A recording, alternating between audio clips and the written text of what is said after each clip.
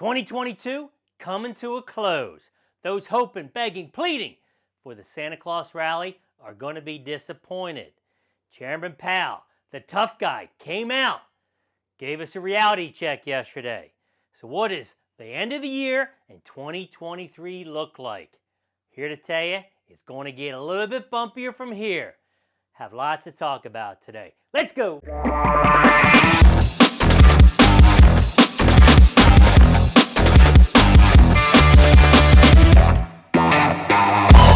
All right, so first up, we're going to talk about process. Clients are probably tired of hearing that from me, but we are definitively process driven.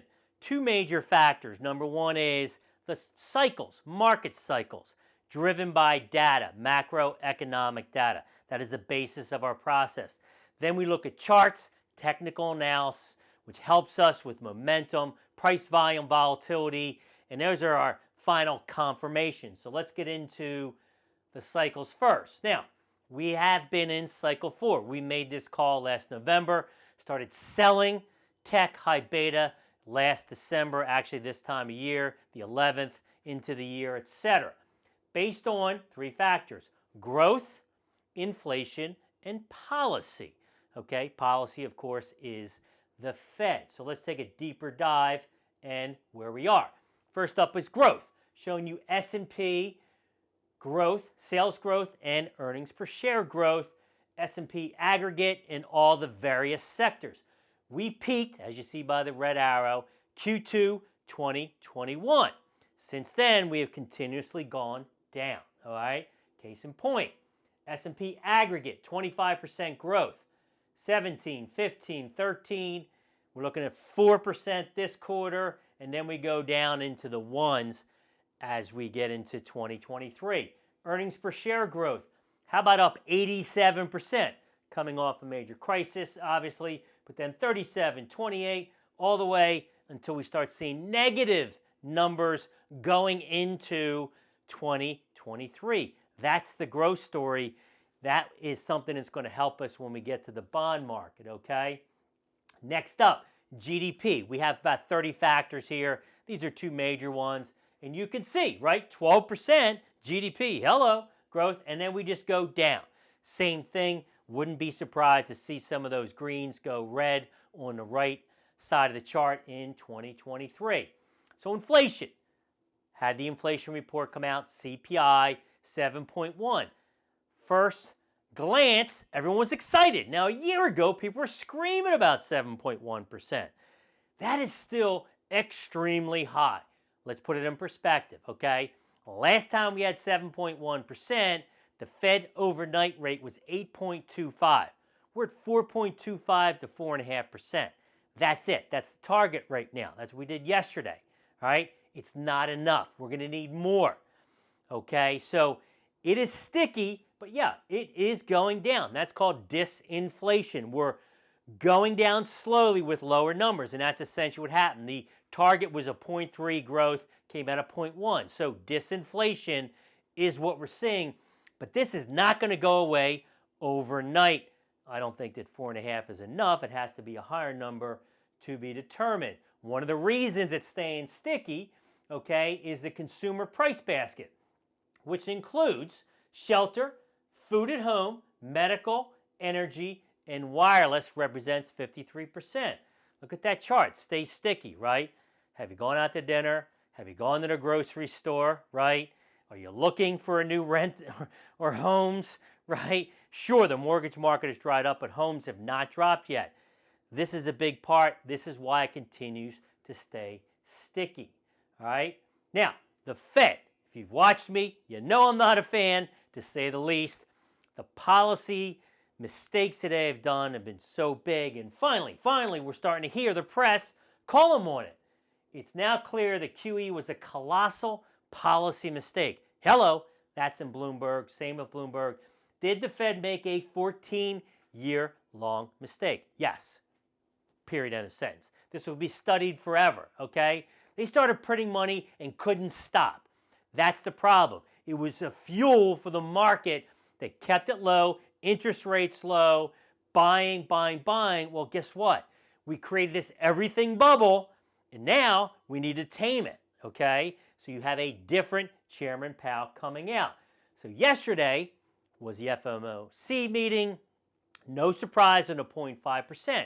But if you watch the presser, very interesting. Every question was pretty much the same.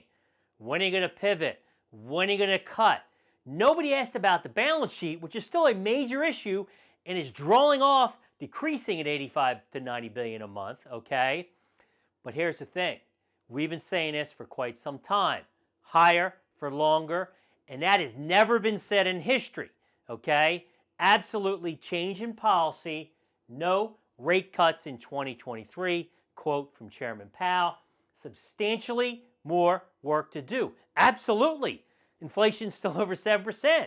This is not over by any stretch, okay? So, a little bit further here, the pivot. Everyone wants to pivot.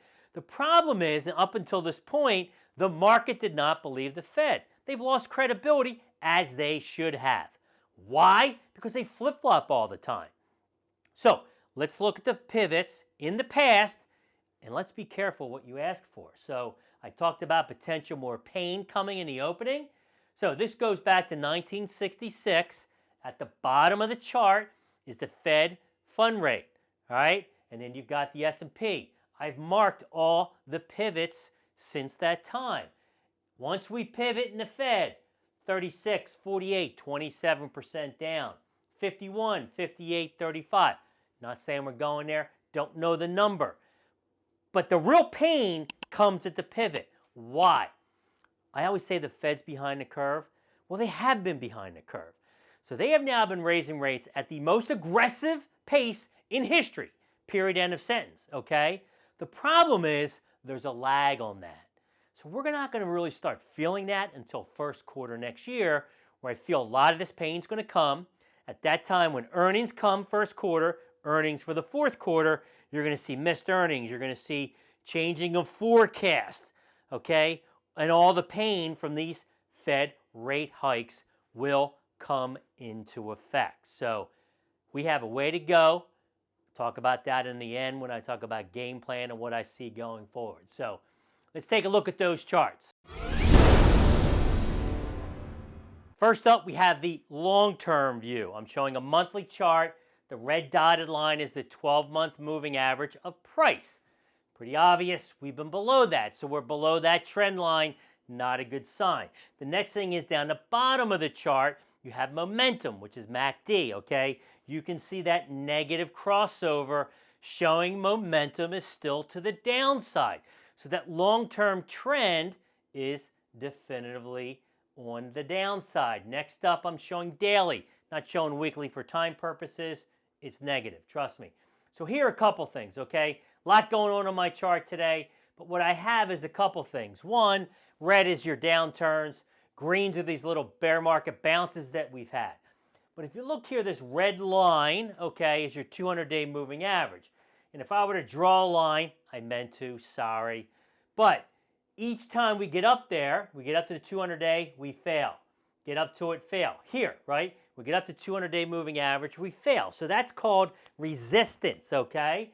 Came down here, had our big downturn, up 14%, went to that 200-day, failed, okay? Looks like we went above it again this week, okay, initially with some news, and then here we are again, now to the downside. So we are definitely to the downside right now. It looks like we have a trend line here at about 3,900, which is real important. We're right on it right now. I know at some point today, I'm recording this late on Thursday afternoon, down about 2.5%. If we close below that, the momentum's probably looking to about 3,700 to your next move, okay? The next thing is, I'll point out, is volatility. It's been fairly complacent this year. It's been a very odd situation with the VIX. Now, part of it is tomorrow is what's called options expiration day. You have $3 trillion in options expiring. That has something to do with it because of some of the movements, some of the purchases. There's a big buy, a call option, meaning to the upside at 4,000 S&P. So that's kind of helped things, believe it or not, even though today's a rough day. So we'll see what that looks like tomorrow. The next thing is, the question about stocks and bonds. I'm going to get to bonds in a second, but this shows the SPY, which is S&P ETF, relative to TLT, which is a highly used bond ETF, 20-year bond ETF. So relative performance, okay? And you can see here, right, pretty much primarily, right, you've had a trend line. You're getting some higher highs here. But now the S&P relative to the bonds could break that trend. That is a really, real important trend line we're going to continue to watch, okay? Next up is NASDAQ, just real quick here. NASDAQ has done a lot worse. Today on the sell-off has been very broad, especially in tech and communications. A couple sectors have held up. Healthcare, which we own. Utilities, which we own as well, okay? But NASDAQ's down over 30%.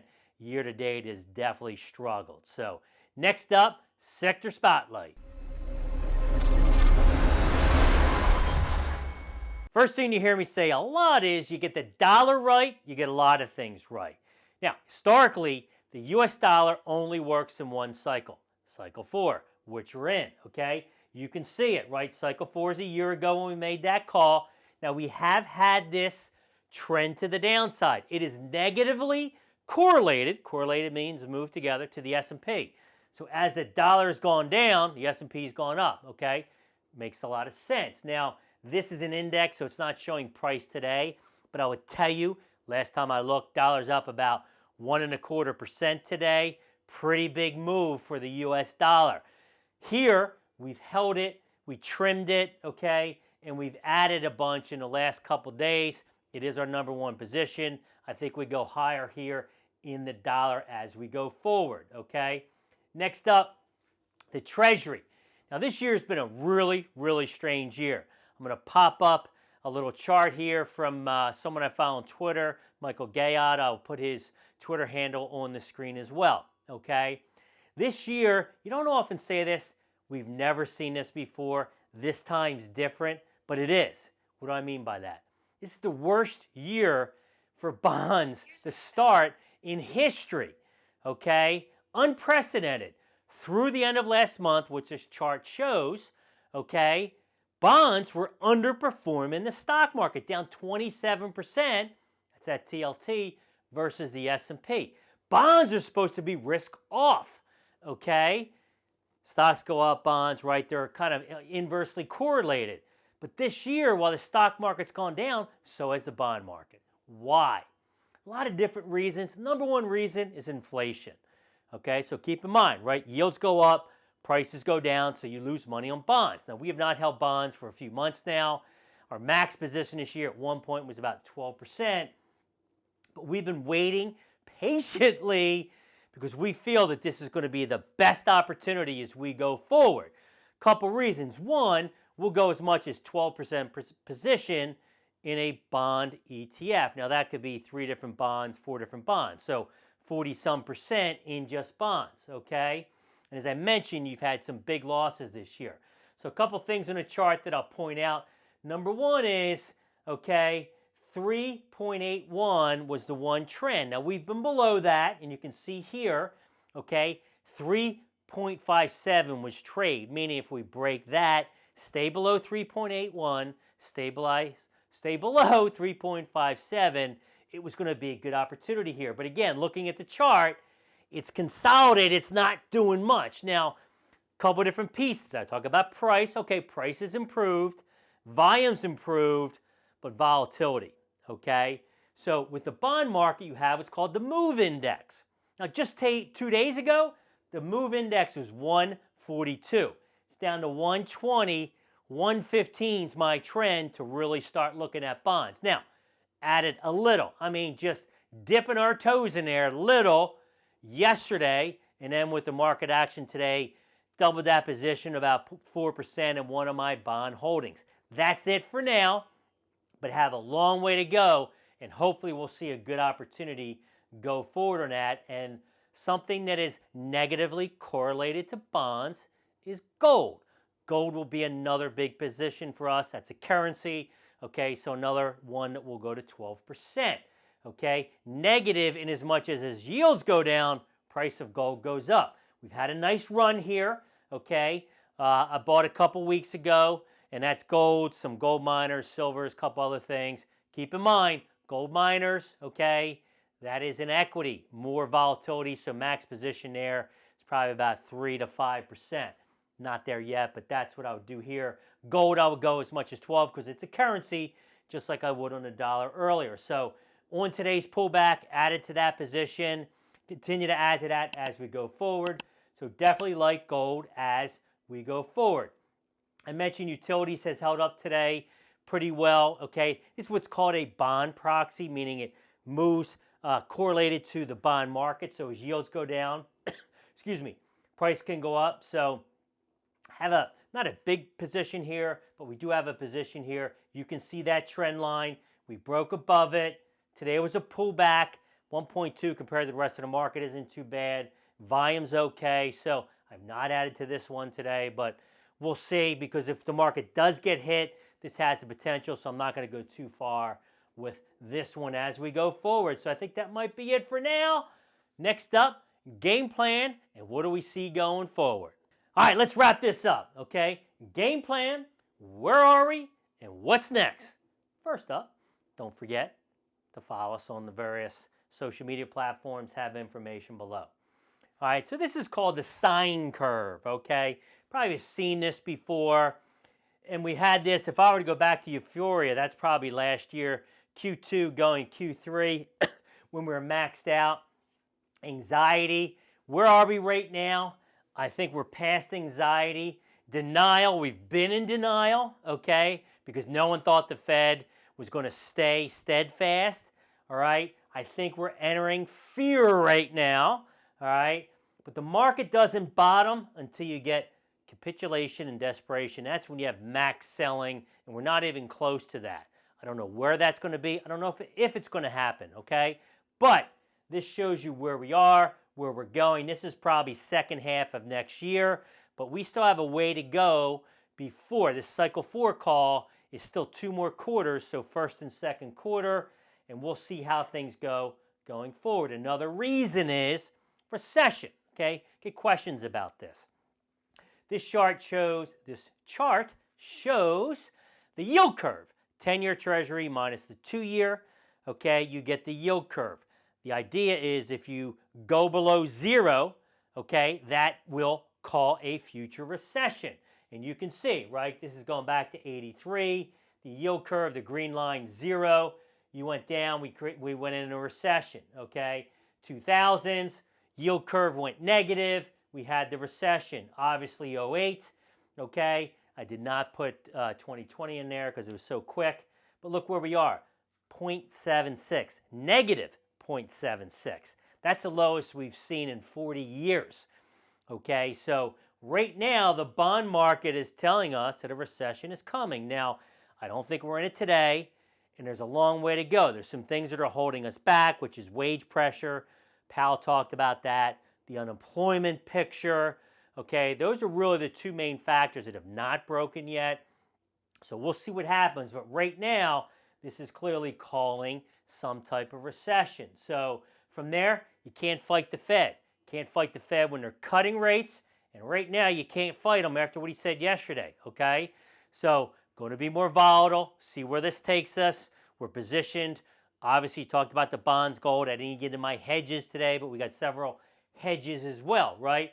Time for cycle 4 assets. Bonds, golds, utilities, consumer staples, risk-off type assets. We don't do it all at once. We do it incrementally. Make sure we get those confirmations, but that is definitively where we are heading from an economic standpoint and from a portfolio standpoint. So thanks for watching. Michael Loftus, Wealth and Wisdom TV.